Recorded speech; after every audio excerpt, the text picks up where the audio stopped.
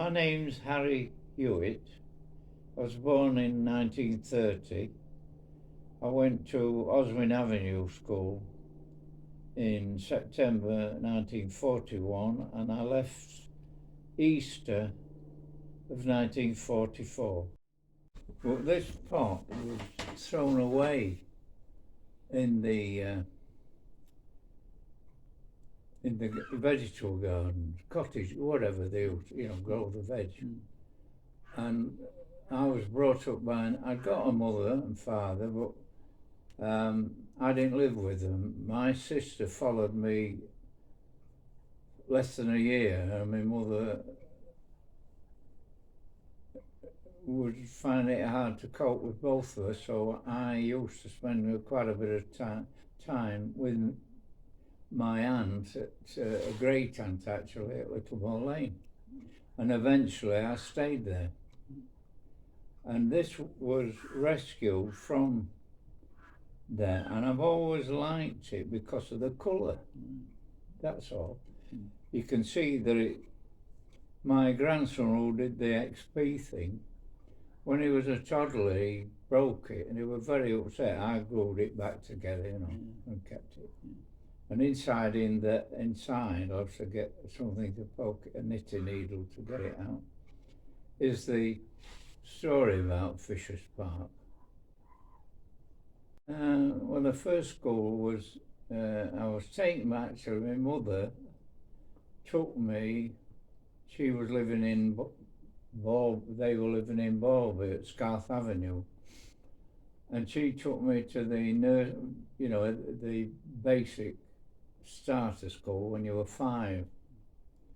And I can remember crying at gates, she was crying as we left. And then I went into the junior school there, and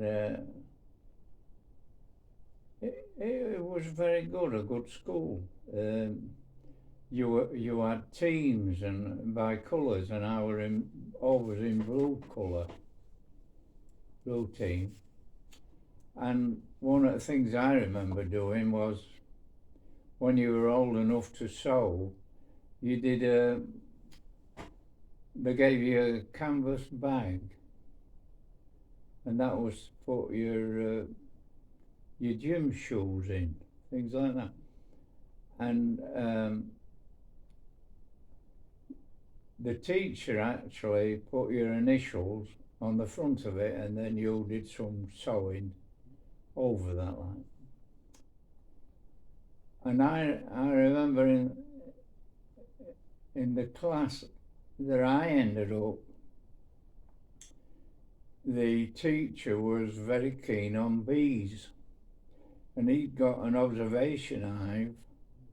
I was sat next to it at the back of the class, and there was an entrance into the hive from there, so you were always watching the bees coming and going, quite interesting.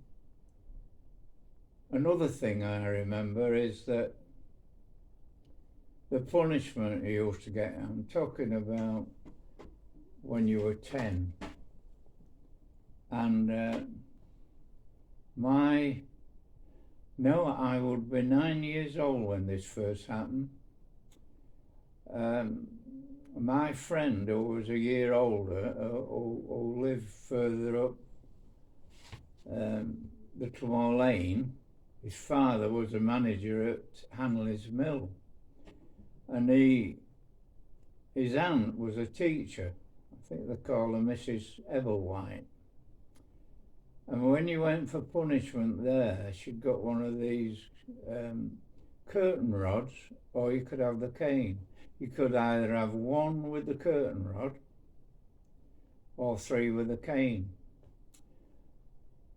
And we call him Jeff Daniels.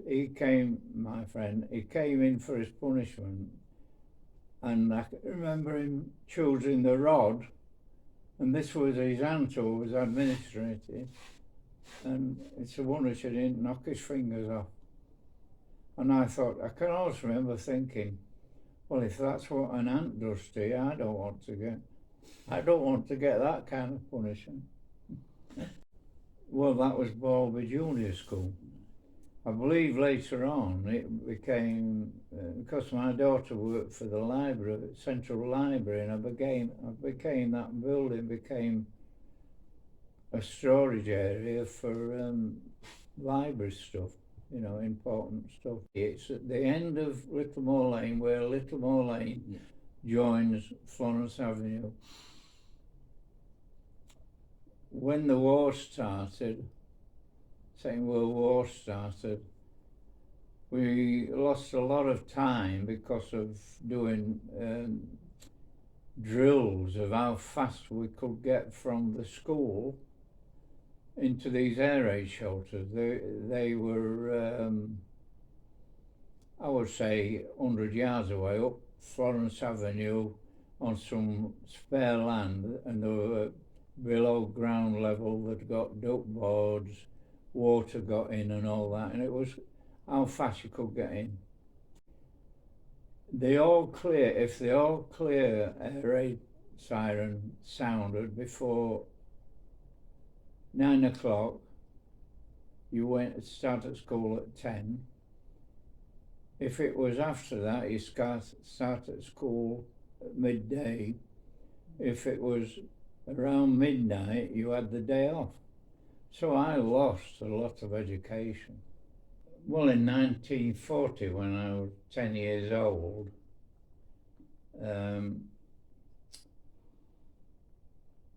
because my friend's bigger brother joined the Home Guard actually, and they were looking for people to come and join. And even though I was only 10 years old, me and my friend went along and called him Albert Jarvis, and we went down to the old buildings on the racecourse, and we were treated as if we were adults. We did all the square bashing there, and subsequently, when I actually went into the army in 1948, it was easy for me, because I'd done it all. And then what we used to do was meet every Sunday at Oswin Avenue school, because that was B Company's headquarters of Home Guard. And they would go out most Sundays on round Exthorpe towards Sprotborough doing manoeuvres, and I and my friend Albert, we were runners, messenger boys between the different platoons. So we were crawling about through the undergrowth, which was good fun at that age, and yeah, it was very good. And then on some days we'd have I think it must have been about once a month, we used to have a parade along outside Oswin Avenue Church, and as we walked along, we didn't have a band, but in the war anybody marching along attracted people in the houses coming out, and so everybody along Oswin Avenue were coming out and watching us, and the Home Guard first of all weren't enough rifles, and they got issued with wooden ones, and then when these rifles came over from Canada, I believe, we, the Army cadets, we had the wooden ones, and as we marched along behind, we were kidded on by, they were laughed at as the people who came out to look at it and said, why should Britain tremble, you know, which was a bit embarrassing. Also, I taught unarmed in the main hall at Oswin Avenue. I was taught on unarmed combat with a big sergeant who'd been in the First World War, and I can remember we were in a circle. He picked on me and he said, "Come to me," as if you got a rifle and bayonet. And I didn't have, and I went along like this, and he got hold of me and showed what would have happened. I'd have had a rifle and bayonet, knocking that to one side, and sent me flying over and kneeling. I was very close to tears. So, yeah, that's the kind of thing we remember. And also remember going on Exthorpe Flats near the Dell, and there used to be children's amusement, you know, swings and things like that. But in the war, that was used by soldiers and the Home Guard as a place to practice throwing hand grenades. These hand grenades weren't armed, they were painted white. And it was a case of going through the drill or pulling the pin out as if it was a real one, and then seeing how far you could throw it. And I can remember going one day, nothing to do with being in the Army Cadets, and amongst the sand was one of these white hand grenades, but I knew it was safe. And then during the war, we didn't get many air raids at Doncaster, but one night they came over and dropped a landmine, which comes down slowly by parachute. They dropped other bombs as well. And it made a writing noise. And there was a cycle shop on Balby Road called Upperdines, which had glass windows, and I remember that would have been about half a mile or so away from where the landmine came down. It blew all the windows out, you know. So that was the thing, but because they also dropped bombs as well, so the landmines actually coming down by parachute, some of them were delayed, but some of them exploded when they hit the ground, and some were timed to explode so many feet above the ground. And yeah, as I say, we were very lucky. Later on in the war, when the doodle bugs, that's the flying bombs, came out, they mostly came in from the German-occupied Channel Coast, aiming at London. But when that failed, the Germans adapted their bombers, Eichel 111, to carry a couple of these flying bombs, and they would fly to Hull and then aim them in a direct line, so that they were aiming, if they came down early, they'd either hit Sheffield or go on to hit Manchester or Liverpool. And one night, by that time I'd joined the Air Training Corps and been to a lecture, and there was no siren warning us. And I lived with my aunt and uncle, and I was in the back bedroom looking south, and you could hear these go by because it made a noise like a motorbike engine, and from with it being dark you couldn't see it, but at the end was the flame coming out of the power unit.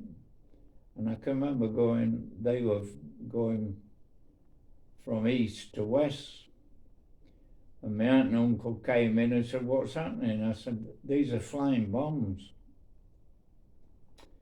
I said, once, wherever you can hear the noise, it's safe, but once you hear the noise, you've got to take cover, because that's when the engine cuts out and the flying bomb lands and causes an explosion.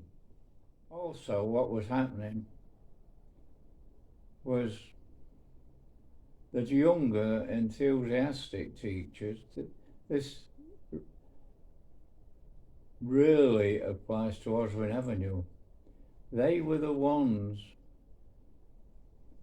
who were keen to try their new education method out on us. They got called up, or they volunteered for the service. I remember my first day at Oswin Avenue, I was given the job of monitor, filling the inkwells in. We'd got a tank with fish in, looking after things like that. And the teacher was called Mr. Holt, and although I'd only been there that short time that day, I realised he was a stern person, and he was the form teacher, but he taught in other classes throughout the school, and he sent all the other pupils had gone home. I was busy doing my monitoring thing when these two lads came in who we'd told to leave behind because they wanted punishing. And they came in and opened his desk and got his cane out, and there were some tin snips in there, and they cut partially through them every few inches, and then they laid the cane on top of the desk. When he came in, he picked it up, and it was like picking up, it shook him, it was like picking a snake up. And they were laughing. And he asked me, he said, "Who's done this?" And of course I wasn't going to tell. So I eventually found another cane, and I got punished the same as they did. But shortly after that, I had enough experience to know he was a good teacher, and he went in the services. But you never saw anybody like that again.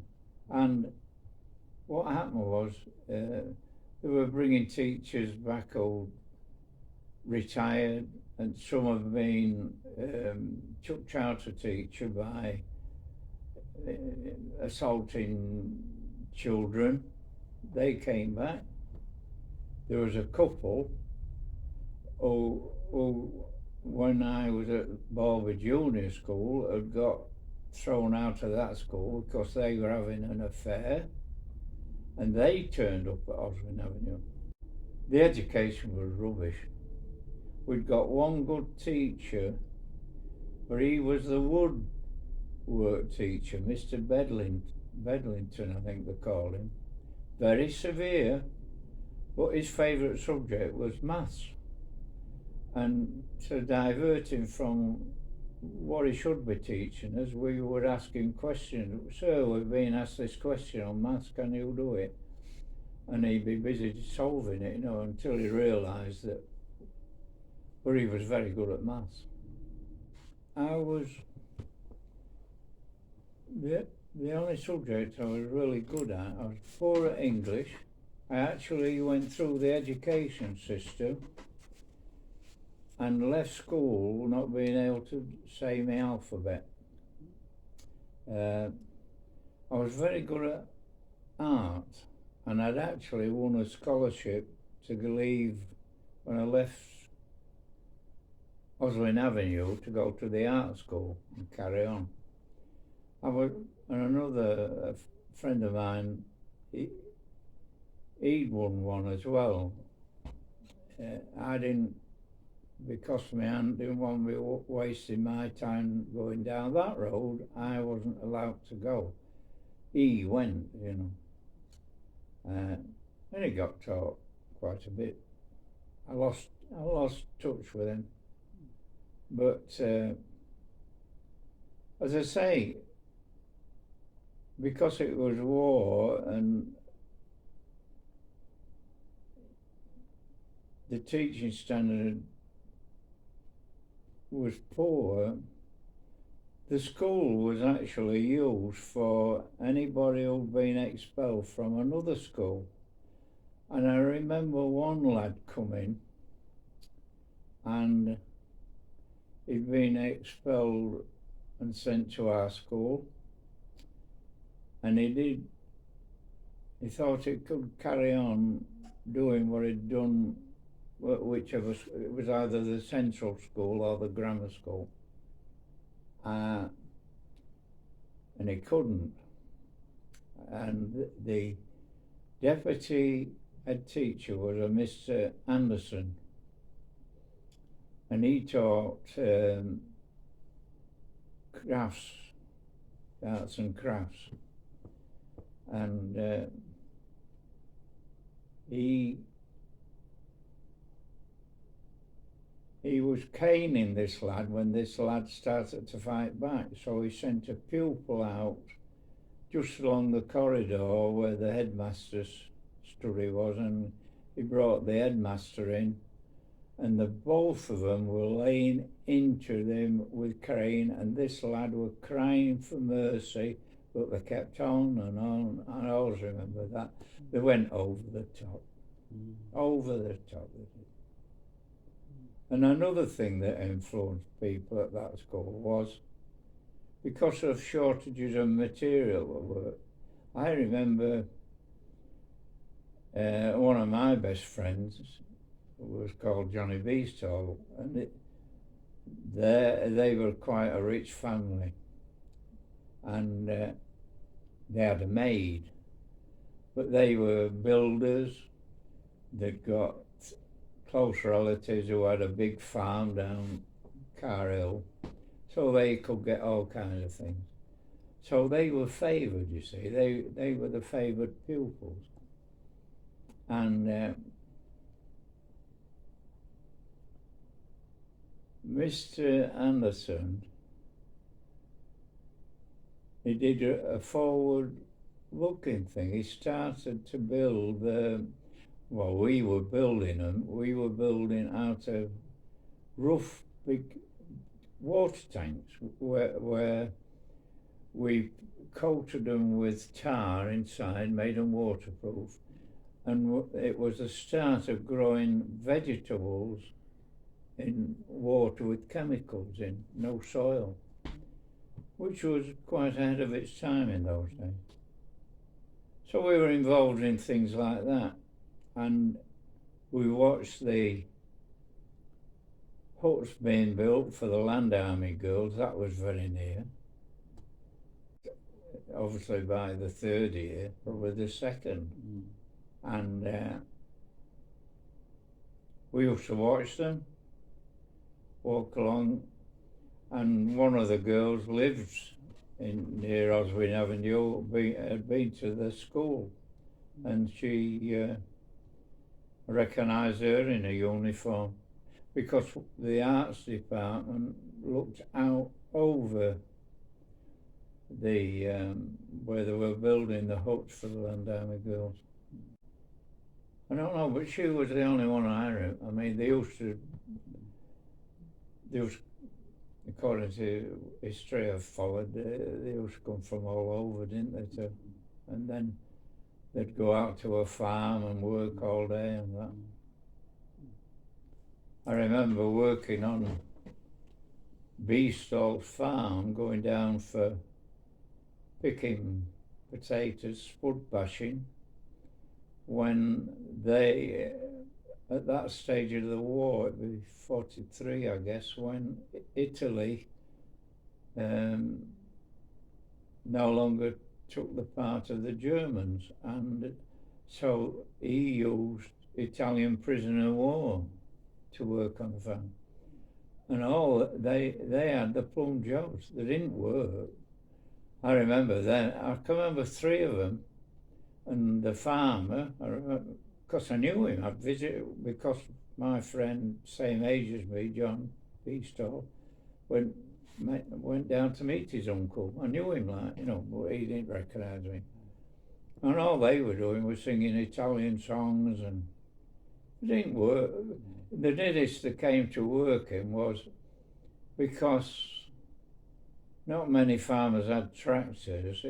You had a horse as big as a shy horse pulling a cart, and they would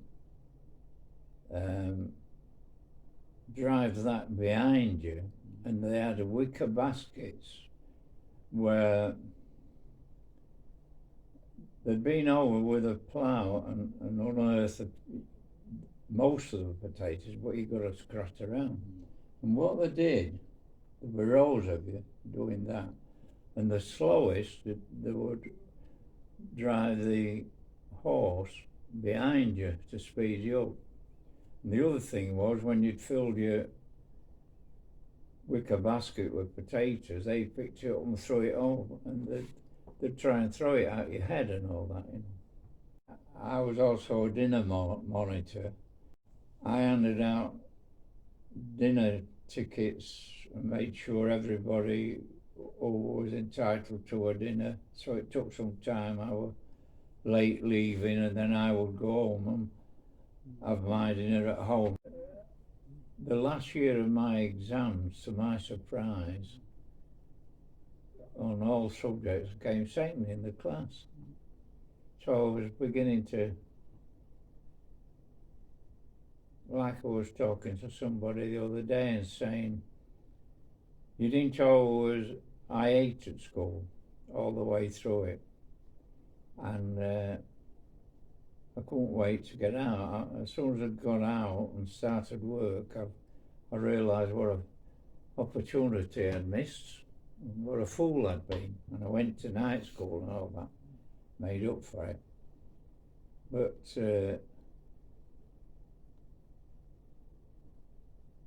we were unsupervised a lot of the time in the art classes, and my fellow pupils would say, do us a sketch, and I was doing sketches for them with my right hand, my left hand and all sorts, as if they'd done them.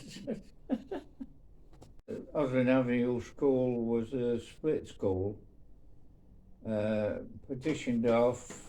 They used brown sticky paper so you couldn't see through what the girls, especially when near me, the woodwork class, where all the wood was stored in vertical, upright anyway, in these racks, we scratched the paper away so we could see the girls exercise, doing their PE, you know, things like that. The other thing I remember about Oswin Avenue was they had a boys' club where you could go at night and play table tennis and snooker and things like that. You know, there not many things. It was a private venture by the music teacher and Mr. Green, and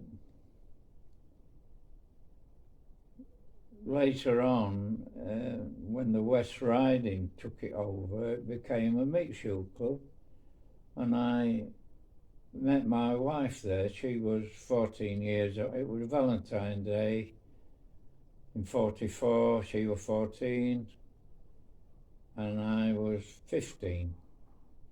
That's how we met. Best could have had a better girlfriend or wife. She